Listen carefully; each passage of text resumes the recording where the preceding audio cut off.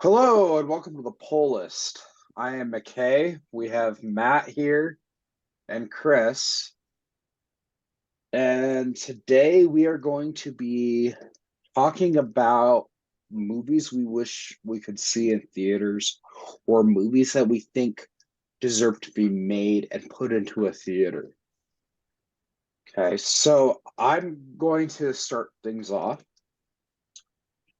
For my pick, I'm picking Halo. I am kind of being ballsy here, and I'm picking Halo Combat Evolved, the classic video game.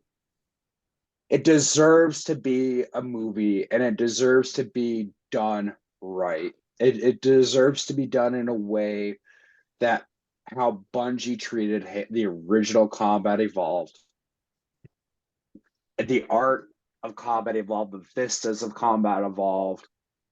Not to mention, it would be really cool to see Master Chief in the Mark V armor on the big screen. And you could do so much with that movie. And I will go into a little bit more detail, but I want to let Matt chime in and then let Chris chime in with their movies. So for my movie, I chose Hurt Locker. It came out in 2008, I believe. It was, what was it? Directed by Catherine Bigelow and written by Mark Bowl. It also stars Jeremy Renner, Anthony Mackie, and Ryan something I can't remember his last name. Um, it also had Evangeline Lilly come at the very end of the movie. So it's about a sergeant who gets assigned to a bomb squad in the Iraq War, and I'll go into more detail about that. But it's a very suspenseful movie. It's really well written.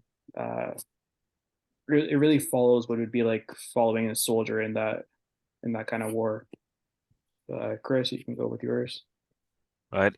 There there are a lot of movies that I wish I could have seen in theaters. One one movie that I wish I could see a screening of at some point because I've only seen it once, but it's one of those movies that really stays with you. It's Seven Samurai by Akira Kurosawa. I can't remember the exact year it came out, but it's basically if you've seen a team up movie, this it's probably at least somewhat inspired by this one. And Star Wars has done at least three callbacks to Seven Samurai in the Clone Wars, in one of the comics, and in The Mandalorian. So it's pretty great. It's 3.5 hours long, so it's pretty long, but there is a built-in intermission, so you wouldn't need to worry. Right. All good picks. All good picks. So I think let's open up with if we have three good movies we can choose from. Silent Samurai is a great film. Hurt Locker's really good visuals. Let's talk about Halo first and why it deserves to be made into a movie for theaters. We'll start with Matt and what your thoughts are on that. Uh, I would love to see a really good Halo movie. If they were to do a movie, I think first they should do a really good TV show because I'll And be not the show that we got, right? the show was not very. And, I didn't even watch and, all of it. It was just really bad. The writing was not there at and, all. and all you see with the TV show is not Master Chief, but Master Cheeks. Yeah, it took away from the show, and it's just wasn't what it was meant to be. I feel like. Yeah, I agree with that.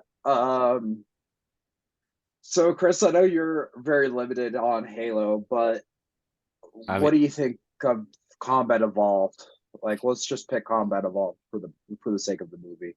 I mean, I'm always excited for a new sci-fi franchise, especially if it's done in live action with if it's done on a massive scale. It's why I always love Star Wars, why I love Dune, why I'm excited for Rebel Moon.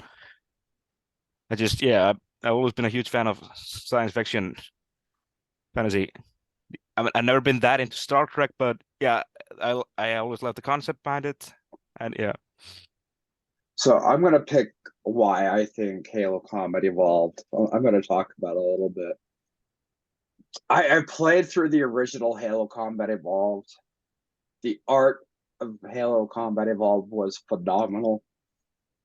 The architecture, the Forerunner elements in Combat Evolved, the size of the Halo ring, all of that was really, really well done and set the stage for modern first-person shooters. Um, I think if you were to do a Halo Combat Evolved movie, you would have to keep it true to the game as much as possible. Try to do the art style to that, the way that Bungie did it in the original game. I would be fine if they incorporated some of the elements of the anniversary game. I like some of the lighting in Anniversary better, and Combat Evolved Anniversary better than the original game.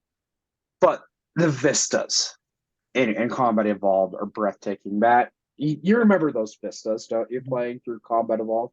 Yep. And it's a game that is a sci-fi game, and it would be very unique to see kind of like this gritty war movie between the UNSC, the humans, and the Covenant, and then you throw in the Flood as a monkey wrench into the entire thing. If done right, it would make an excellent movie. The horror element of the Flood alone would be worth it on the big screen, especially if you could do the horror element of the Flood the correct way.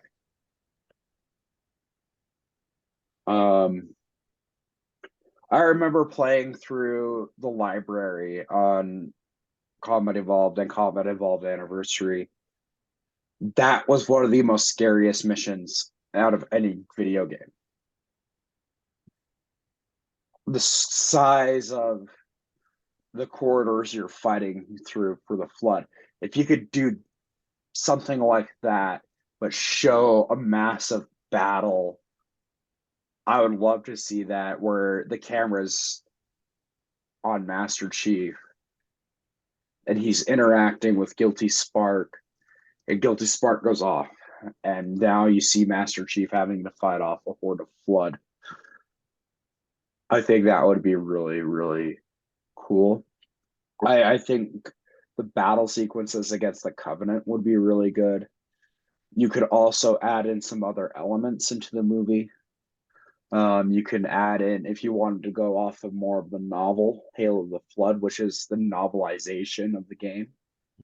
I think you can add in some inter-character dialogue with different characters. It'd be kind of cool to see how the Marines regrouped in live action. So that's kind of my take on it. What do you guys think? It sounds really good. It sounds like it would be an expensive movie to make. Yeah. It would be a very expensive movie to make.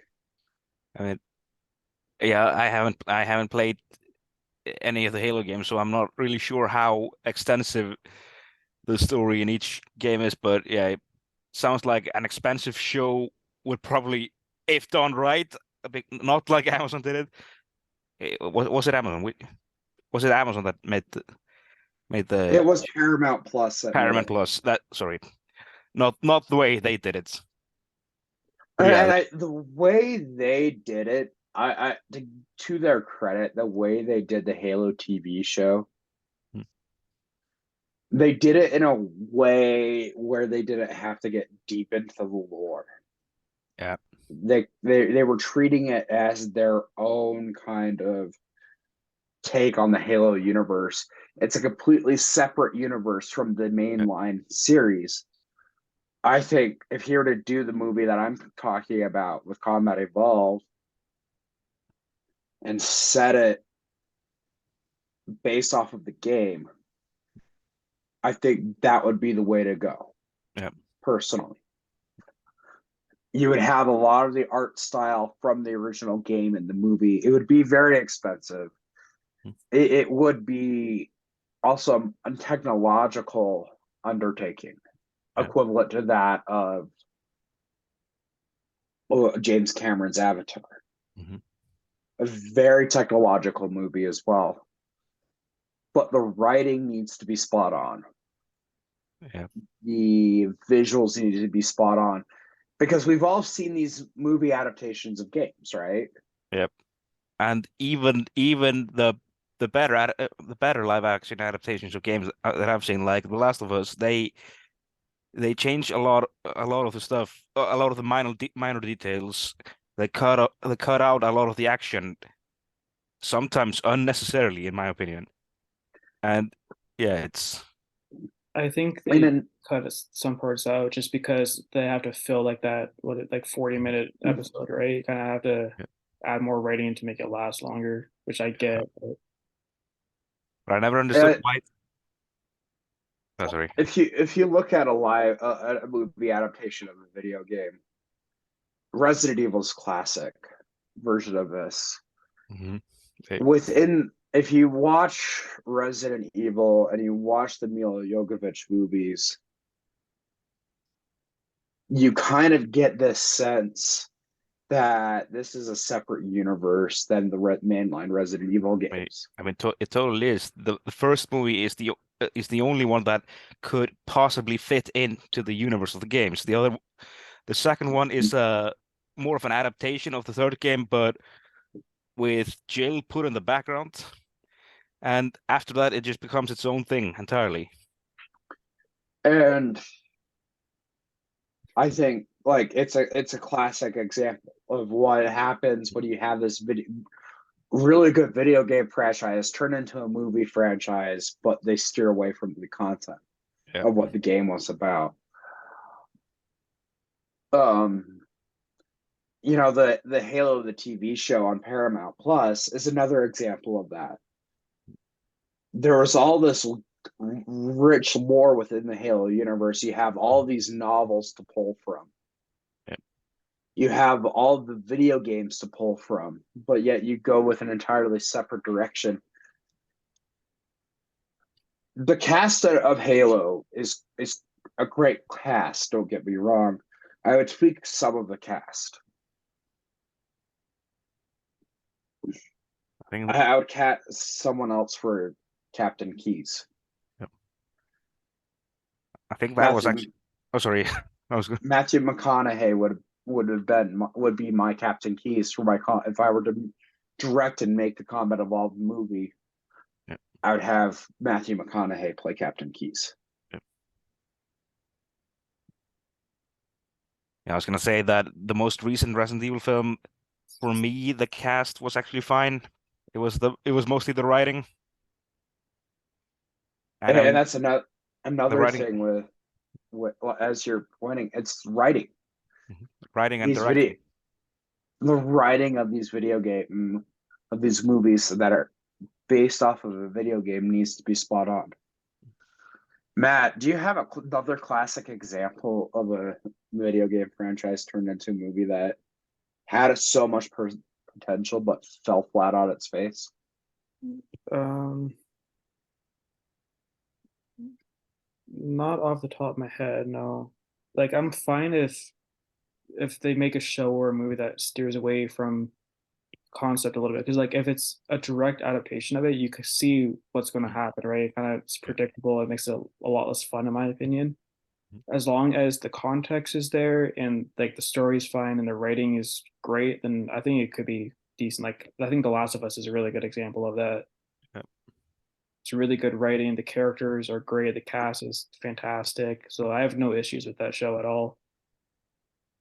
It's on my list of shows. I've even told my mom about it and of how it was based on a video game, and she's like, "I've heard that it's got rave reviews, and she would like to see it." And she's not into gaming.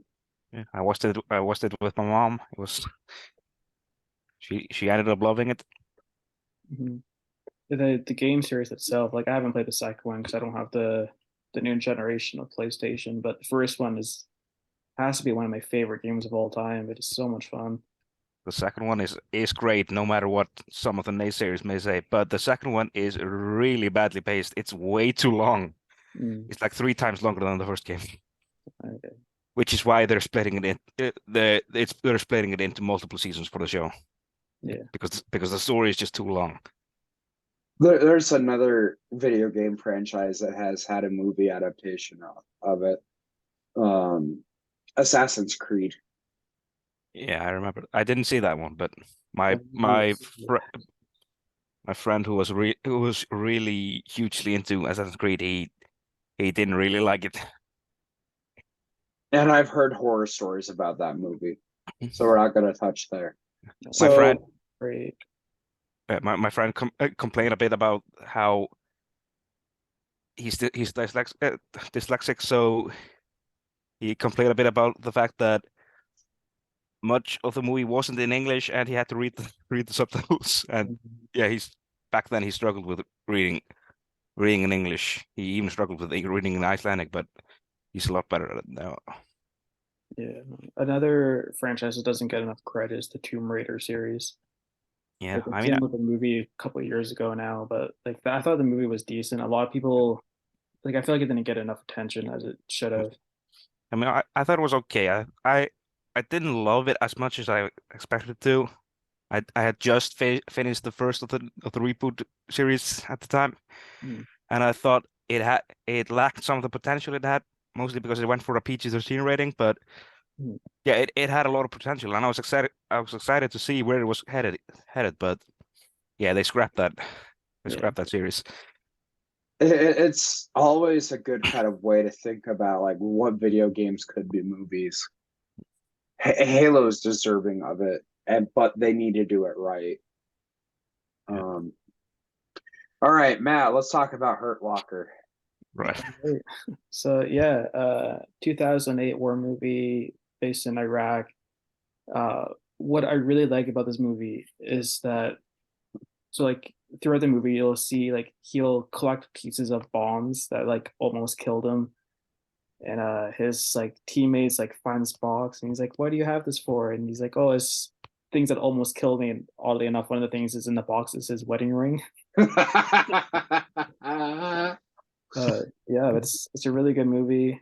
Uh, what I like about war movies a lot too is when they feel just super like realistic, almost like he like Jeremy Renner's character, he gets like super fixated on the mission, and like the only thing that's not very realistic is when he like takes his headset off because he didn't want to hear his like sergeant in charge. He's like, "Oh, we have to go, we have to go." So he just takes the headset off, and like at one point he takes the whole bomb suit off too. He's like, "If I'm gonna die, I'm gonna die comfortable." But like realistically, like he would be like dishonorably discharged from that, I like haven't, with the in command, and I haven't seen this one. Well, yes and no.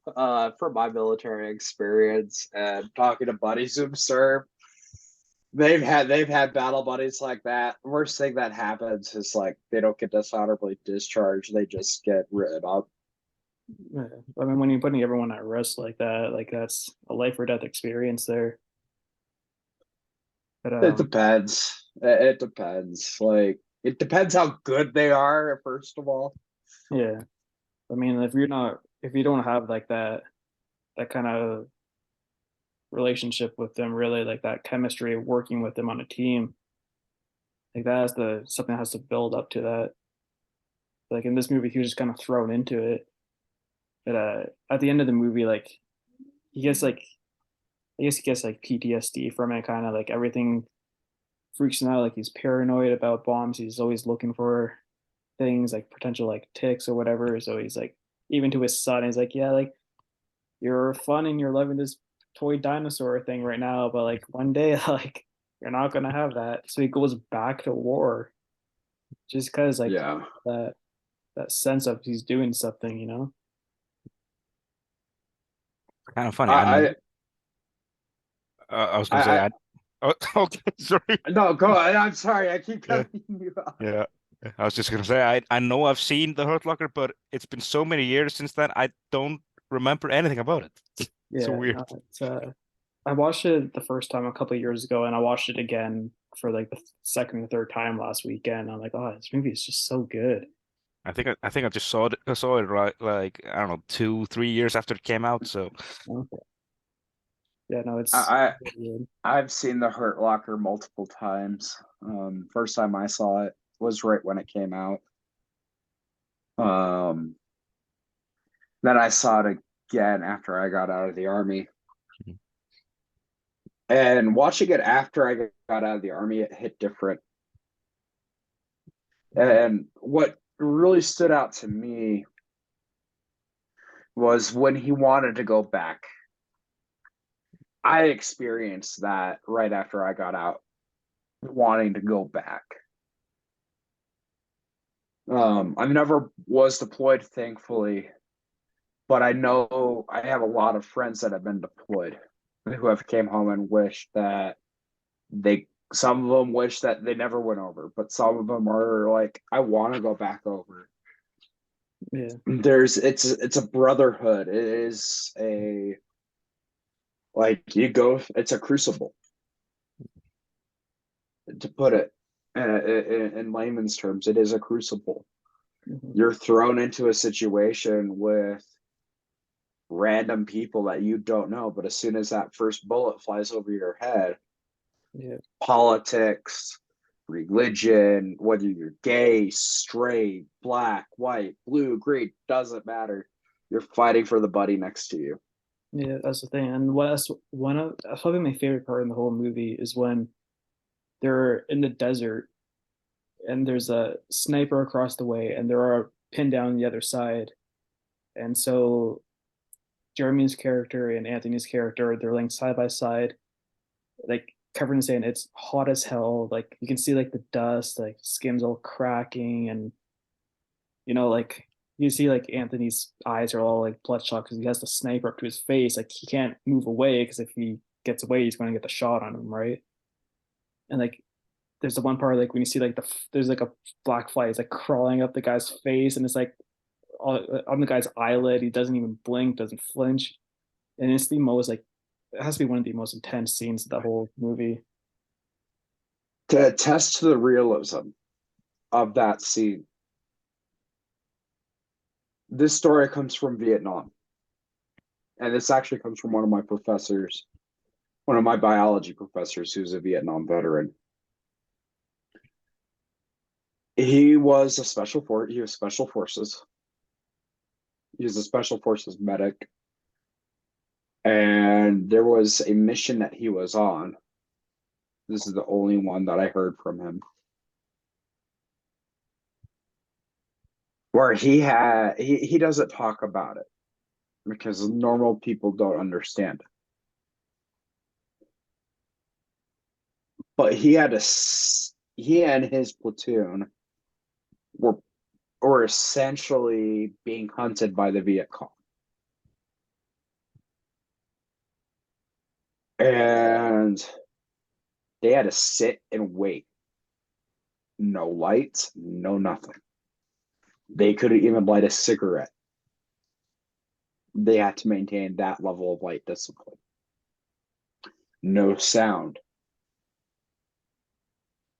They had to sit like that the entire night, wide awake. One of his battle buddies had a snake slither over his legs as they were all prone. No type, they did not know what kind of snake. Couldn't see it. They just felt it. There's other cases where snipers will go out and they will have to crawl on their bellies a mile and a half to get to the precise target location, and they're sitting there on their belly day, 2 days, 3 days, a week, just for that one shot. Mhm. So that scene in the Hurt Locker, is so realistic. It's one of the more realistic sniper scenes in any movie. Yeah, no, I agree. It's very well done. That's why I like that movie so much. Like that and the suspense around the bombs. Like when he's like, there's a car that not exploded, but it was engulfed in flames. So they had to extinguish it. He had to climb in this smoldering hot car and like pretty much tear it out from the inside out to find this bomb. And after he finds it, okay, we got it, good to go, and then just leave. But it's yeah, it's really awesome. Another a little bit off topic, I guess, but another really good war movie is called Lone Survivor. Has Mark Wahlberg in it and a couple other really good actors, based on a true story too. But yeah, it's like these 4 or 5 guys or something. They're like trapped in this woods, and their mission was to take out this individual target. But one of them gets spotted, and then they pretty much get hunted down, like died one by one. It's a very good movie. It's very sad, but it's so good. So yeah, that's why I would want to watch Hurt Locker in the theaters. Chris, you want to talk about your movie? Seven Samurai. Well, like I said, it's probably one of Akira Kurosawa's most famous movies, and it's the movie that inspired The Magnificent Seven, and then like I mentioned, like almost every single team movie ends up referencing the Seven Samurai at least at some point. If you haven't seen it or don't know anything about it, it's basically about a group of samurai who get hired to protect a village from raiding bandits that keep coming into the village every once in a while to steal their crops. And yeah, I don't know if I should spoil it any further because it's pretty good, but and we're running out of time, so I'll try to keep it brief. Yeah, what I found most awesome about it is the fact that it's shot so differently from what you'd expect from famous movies from this era because it's a Japanese film. It's not a Hollywood film. And the way the fighting is done, usually when you see sword fights in movies, it's always the extremely choreographed duels that take like 2 to 5 minutes, like in Star Wars. But in this movie, it's just a quick slash and the guy's dead.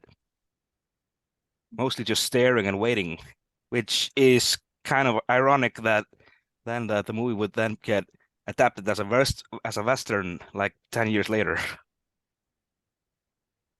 But yeah, that's most of well, I'll not say most, but many of Kurosawa's movies were adapted as Westerns because apparently that was easier for Western audiences to digest, to see the same stories told but with American characters. Yeah, it kind of But yeah, reminds me a bit of like I don't know if you've seen the Kill Bill movies. I have Yeah, they're pretty that one great. scene when she like steps onto the snow, and that one girl's like, "Yo, like you won't last 5 minutes in a fight." And like if you start a stopwatch, like exactly 1 second in is the one slash, and that person's dead. Yep. That's kind of as what you just reminded me of when you said the one slash kind of thing. Mhm. And it is important to note that Western audiences, all it is really, they just want to be entertained. Mhm. And this And movie's they're more into like the action aspect of it than into the ingress to the actual meaning of the story. yeah. I mean, I don't know if many modern audiences would endure this movie because I've seen so many people complain about movies being 2.5 hours long. This movie is 3.5 hours long, and much of it is just the quieter scenes, Mm. the talks and stuff. So yeah. I think if like the story is compelling, like I personally have no problem sitting through that. Like, I mean, Titanic was that long. Like I remember my family used to have it on VHS, and like it was so long we had to come in like two separate cases. Yeah. I mean, some movies feel longer than others, and some I've seen one movie. I've seen several movies in my time as a film student that felt like days, but were only like 70 minutes long. Yeah. And some movies that I was told would be hilarious were actually really boring and took forever to finish, like The Room. The Room isn't even 2 hours long, but it felt like four when I was watching it. Because all the actual funny parts I'd already seen on YouTube years ago. Mhm. So when I finally watched the actual movie, okay, so maybe watching it alone and sober wasn't the right choice, but yeah. So do you know The, how old that movie is? the Room, it's from 2003. Oh, the Seven Samurai. Oh, Seven Samurai. I mean, I think 1960s. it came out in, hold up. I really should. Oh, it's from 1954. Oh wow. 19. It 1954. In fact, it came out right around the same time as Godzilla. Okay, nice. And I Wait, think 1 second. We've got a 5-minute warning. yeah. So yeah, that's pretty much all I got to say about Seven Samurai, except if you haven't seen it, I would definitely recommend watching it. It's pretty great. I mean, it's on most top 100 lists for a reason. I mean, even some top 10 lists. There's a reason why Akira Kurosawa was among the most acclaimed directors in the 50s, and was the only non-white director on this list. Nice. Yeah, I'll definitely have to look into that sometime. Alrighty. So it sounds like we all had kind of good takes. Like I chose something that should be a movie. Matt had a very good war film, and then you had a classic from the 1950s, Chris. Mhm. So with that, this has been the poll list. Like, comment, subscribe, and comment with what movie you want to see and why. And what would you like to see brought into theaters? So with that, this is the poll list signing off. McKay, Matt, and Chris. We'll see you on the next one.